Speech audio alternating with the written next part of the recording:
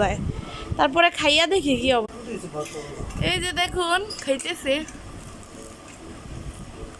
দেখছো তো আমার পোলার লইয়া যায় নাই কেমন কি গো কই গেছিলা এতক্ষণে আসলা?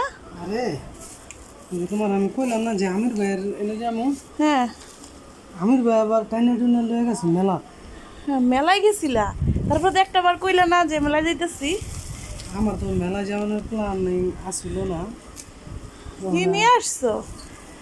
আরে আমার জামাই আমার লেগে কি নিয়ে আইছে রে? না তোমার বিয়ে করছি পরে তো এগুলি কোনো সময় লাইন না দিতে পারি নাই। এই না ধর না, তারপরে তো টাকা দিছো আমারে। না বেশি দেখি ট্যান কিনে নিয়ে আসছো? এই এতগুলাকে, এই যেগুলোর কথা বলছিলাম।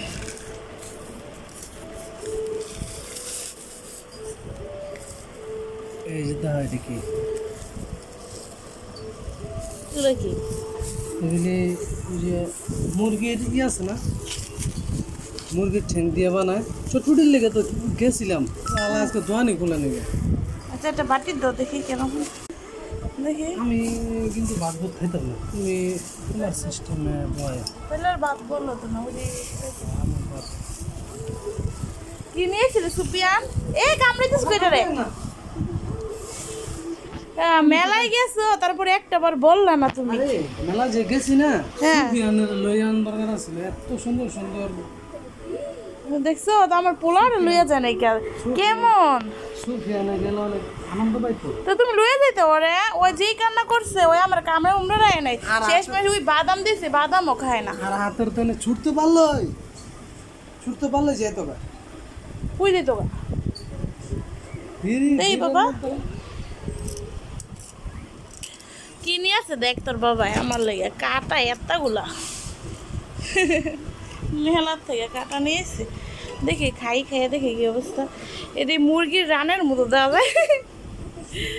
ওই যে মুরগির ঠ্যাং দিয়ে কেমন বানাইছে। বন্ধুরা দেখুন আপনার জামাই কি নিয়ে আসছে, এটি পুরো মুরগির ঠ্যাঙের রানের মতো দেখা যায়। তারপরে খাইয়া দেখি কি অবস্থা। এই যে দেখুন খাইতেছে, মুরগির ঠ্যাং দিয়ে বানাইছে।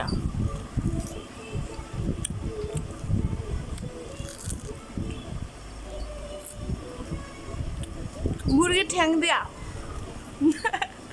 কখনো খাইনি এরকম। কত কইরা? 10 টাকা পিস। সাথে আলু দিছে, তারপরে একটা ঠ্যাং দিছে, মুরগির ঠ্যাং দিছে।